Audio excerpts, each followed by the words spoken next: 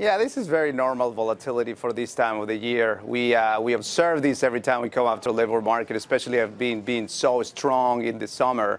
Don't think this changes the story for the long run and for the remaining of this year. If you think about what we have in our favor, we have a very strong U.S. economy that continues to, grow at a very good pace. Unemployment numbers, productivity, manufacturing is all very good and very solid. That should actually keep the Fed on track to keep at least 2 rate hikes through the end of this year.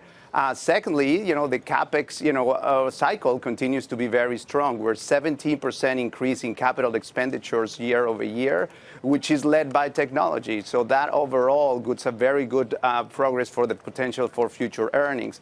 Of course, companies and investors are actually worried about, trade. The companies and investors are worried about what the future might be of inflation. And we're going to see a little bit more later in this week about CPI and PPI and what does that mean for what the potential expectations on the Fed. All right, Chad Morganlander, is the path of least resistance still to the upside? I mean, despite today's kind of maybe tepid market action, this is a market that's still within a few percentage points away from record highs. Right. Is the economic and market thesis intact for a continued bull run?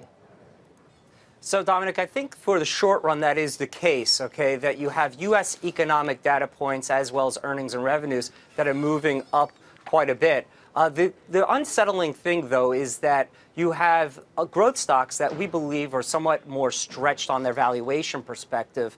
So we would actually recommend that investors look towards large cap value companies that have been quite unloved. The valuations there do make sense, but also that the U.S. economy as well as the U.S. equity markets don't live in a silo. The global growth backdrop looks a little bit more disjointed when you look at China as well as the EM. Looks like there's a deceleration of growth. Also, when you look at the Eurozone, they are also having some issues on GDP as well as earnings growth and inflation expectations. We do believe that also that as the Fed continues to raise rates, look at the 2-year bond, you're starting to see yields that are becoming quite competitive. We think that that will also sap from equity returns in the long run. So our long-term expectations for growth for the S&P 500 is between 5 and 6%. You know what we have not mentioned yet, guys? You know, we have not mentioned tariffs and the next round of tariffs. And Omar, back to you in terms of this question about technology and where we stand.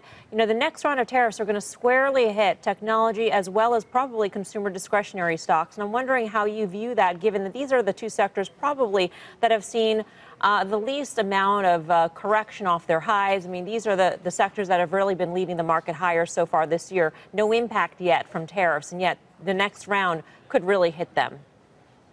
Absolutely. I think we have to watch the tariffs discussion, and particularly the discussion between the U.S. and China trade disputes. It is really more an investor issue more than an economic one. A lot of the calculations around, what could do that to the GDP is probably in the range of 20 to 30 basis points of GDP.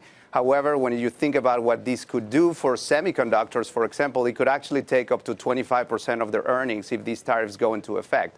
So when you think about what the potential impact from the investor perspective, yes, certain parts of the manufacturing of certain of this technology, devices, it will actually be impacted, as well as, autos, as well as some of the consumer discretionary. So I think it's still early to tell, but what we gotta wait for the next 60 days as we actually start thinking about what may be the deal between U.S. and China.